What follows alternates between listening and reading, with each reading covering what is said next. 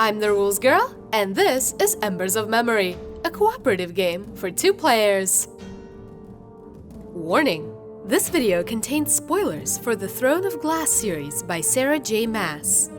In Embers of Memory, Aelin has been captured by Queen Maeve, who wants Aelin to reveal the location of the all-important word keys. Both players win by working together to help Aelin relive the memories that will strengthen her resolve and allow her to withstand Maeve's schemes. Embers of Memory is played over a number of chapters, which introduce new rules and cards. This video will teach you the basics, and everything you need to know to play the first game, which is known as the Prologue. Players take turns adding memory cards to the central area of the table, which is also known as the Mind. Players work together, but cannot speak, and must instead communicate through card placement. Memory cards represent recollections of people in Aelin's life, and are incomplete, having both clear and blocked elements.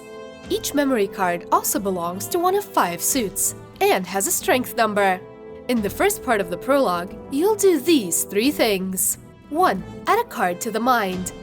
2. Add another card to the mind or discard. And 3. Refill the memory row. When a memory card is added to the mind, it must respect these 4 rules. 1. It must overlap 1 or more cards. 2. It must match each clear or blocked segment it overlaps. 3.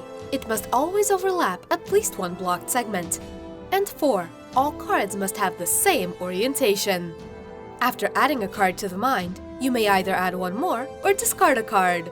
After doing one of these, refill the memory row to 4 cards. Play proceeds to your partner. When adding cards to the mind, you might also relive a memory, which lets you flip a resolve card face up. You can relive a memory by creating a group of the same suit, connected by overlap, with a total strength of exactly 7. When all 3 cards in the resolve are face up, the second part of the prologue begins. Remove all memory cards outside of the mind, and resolve. Both players must now strengthen the resolve by moving visible cards from the mind to the resolve to create rows of exactly 7 strength. Start with the player controlling Aelin, and take turns as before. Choose any visible card from the mind and place it next to the topmost strength row, which is the current row. If the new total of the row is now exactly 7, the row is complete, and you may move on to the next row. If the total is less than 7, it stays, increasing the strength of the row for future turns. And finally, if the total is greater than 7, discard that memory card. If you take a card such that 2 or more sections of the mind aren't connected by overlapping cards, you have split the mind. When you split the mind, the Aelin player chooses 1 section to keep and discards all other cards in the mind. The game continues until all 3 strength rows are complete. If you do this, you and your partner win the game. But beware, if you run out of cards to take from the mind, before completing all 3 strength rows, you and your partner have lost. But don't worry, reset the game and use what you've learned to try again.